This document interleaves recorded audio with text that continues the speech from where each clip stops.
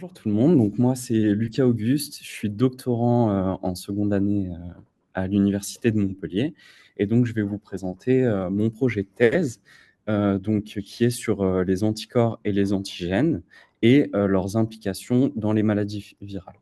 Donc d'abord je vais vous présenter qu'est-ce que c'est un complexe humain. Donc au départ, le corps humain va bien, il est dans Enfin voilà, tout va bien pour les personnes, mais au bout d'un moment, il y a un agent infectieux qui va arriver. Donc par exemple, un virus qui va arriver, donc ce qu'on va appeler un antigène. Donc c'est par exemple un virus, les protéines du virus. Et contre ce virus, il va y avoir la mise en place de défense du corps humain et donc la production d'anticorps. Au bout de quelques jours, les anticorps vont être produits et donc il veut venir chasser les antigènes et venir se fixer dessus. Cette fixation sur les antigènes vont induire la formation de complexes humains, donc anticorps plus antigène est égal complexe humain. Et donc, ces complexes humains, ils vont permettre tout d'abord la neutralisation. Donc, vous savez peut-être qu'un virus va rentrer dans les cellules pour pouvoir se multiplier et du coup induire une pathologie, mais surtout pour se multiplier. Et donc, les anticorps qui vont venir sur les antigènes vont permettre de justement empêcher le virus de rentrer dans les cellules.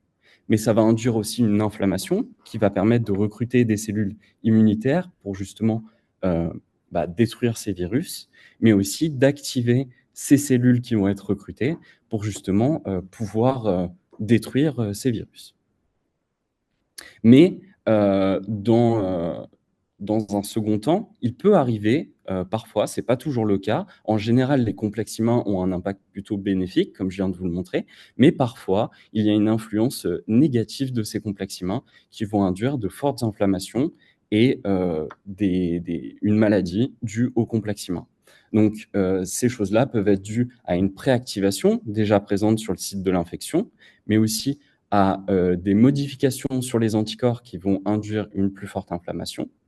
Mais aussi, comme je vous ai expliqué tout à l'heure, les anticorps vont venir neutraliser le fait que le virus va rentrer dans les cellules. Et ben, certains de ces anticorps vont avoir un impact faiblement neutralisant et du coup vont permettre d'aider le virus à rentrer à l'intérieur des cellules. Du coup, ces complexes humains deviennent délétères. Donc, mon objectif de thèse, c'est justement de mieux comprendre ces effets délétères et de mettre en place des modèles cellulaires et de caractérisation de l'étude de ces complexes humains. Donc, pour cela, j'ai plusieurs modèles d'infection, tels que le SARS-CoV-2, qui est une maladie à complexe humain, le VIH, où c'est plus quelque chose d'exploratoire, et aussi la dengue, qui est une maladie où les complexes humains ont un impact très délétère sur l'infection. Donc, je vais vous présenter un de ces modèles. Donc, c'est le modèle par rapport au VIH. En fait, la plupart des personnes qui sont traitées contre le VIH vont avoir une très bonne réponse au traitement et donc vont leur permettre de ne plus avoir de virus circulant et d'avoir plutôt un bon état de santé. Mais malheureusement, même s'ils sont efficacement traités, il va y avoir une inflammation chronique chez ces personnes. Donc, c'est-à-dire qu'il y a beaucoup de cellules qui vont être activées, etc. Et cela va induire pas mal de problèmes chez ces personnes, des problèmes cardiaques, pardon.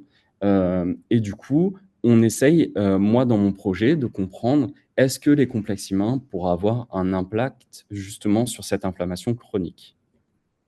Donc, tout d'abord, il a fallu mettre en place des techniques. Donc, nous avons formé des complexes humains de manière in vitro. Donc, in vitro, c'est au laboratoire, c'est ce qui ne vient pas du vivant, c'est ce qu'on crée nous. Donc, à partir de plein d'IgG, donc des anticorps, donc c'est un type d'anticorps précis, et un virus qui est l'adénovirus de type 5. Donc, c'est un virus qui provoque le rhume chez les personnes.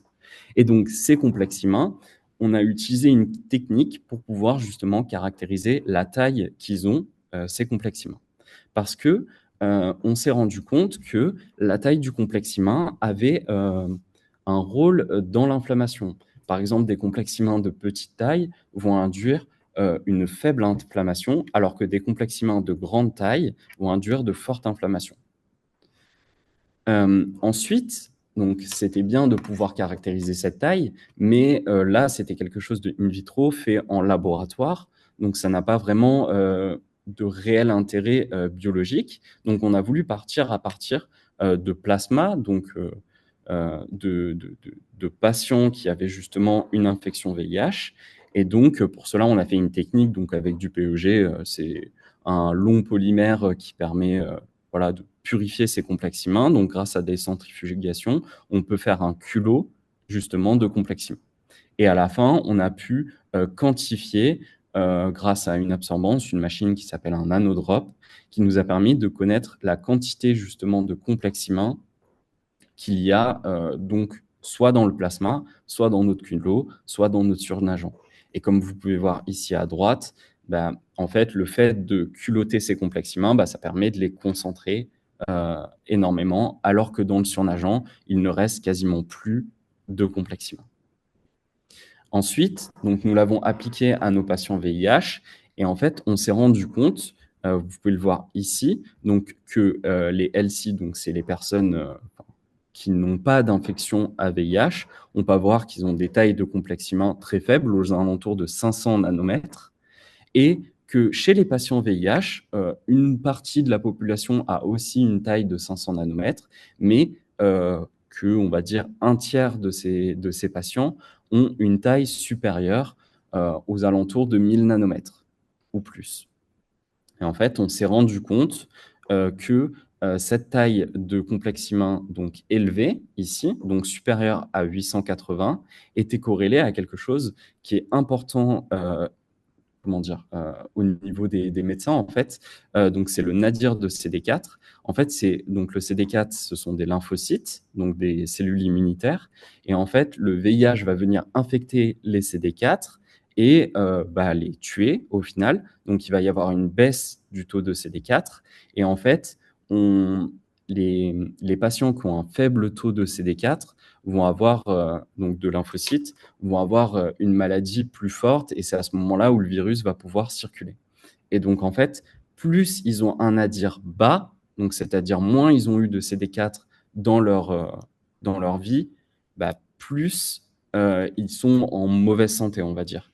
Et là, en fait, on se rend compte que lorsque on a des complexes humains avec une taille supérieure de 880, eh ben, on a quasiment toujours eu un historique de lymphocytes très bas.